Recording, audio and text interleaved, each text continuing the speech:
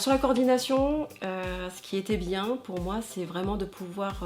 voir comment ça se passait dans un autre organisme de formation que celui dans lequel je travaille, d'avoir du recul vraiment et de pouvoir justement analyser et prendre ce temps d'analyse qu'on n'a pas quand on est dans le quotidien et qu'on est dans le rush. Et puis se dire que parfois c'est pas grand chose, c'est un outil à utiliser, ce qui permet voilà, de fluidifier des informations, un outil en fait tout simple pour permettre en fait de planifier en fait des actions et éviter justement que y ait du travail d'oublié ou de fait en 2 fois. La coordo c'était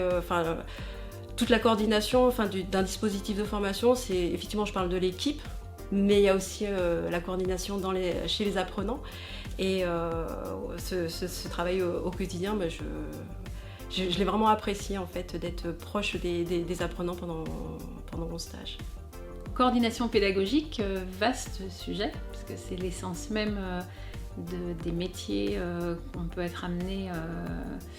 à pratiquer dans les organismes de formation. La coordination pédagogique, elle est partout. Elle est, même si ça fait partie d'une des missions de la PFE, finalement on la retrouve dans n'importe quelle mission de stage, puisque quand on est au sein d'un organisme de formation, on fait toujours de la coordination pédagogique, que les contenus sont vastes, variés. On ne fait jamais 2 fois la même chose, d'où l'intérêt d'avoir des contenus importants qui balayent aussi du management, de la gestion d'équipe. Donc pour moi, la coordination pédagogique, ça balaye tous les métiers de la formation professionnelle. Et pour le coup, c'est un gros module sur la formation du CAFOC sur lequel on est préparé à aller sur le terrain avec ce qu'on a acquis. Le but, c'était d'analyser un dispositif de A à Z. Donc je vais dire c'est du recrutement en fait finalement jusqu'à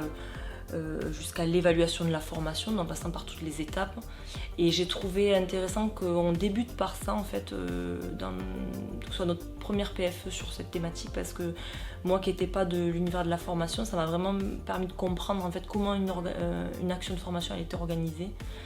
Et surtout de se rendre compte du métier, de voir la personne au quotidien, qu'est-ce qu'elle fait, c'est quoi ses problématiques,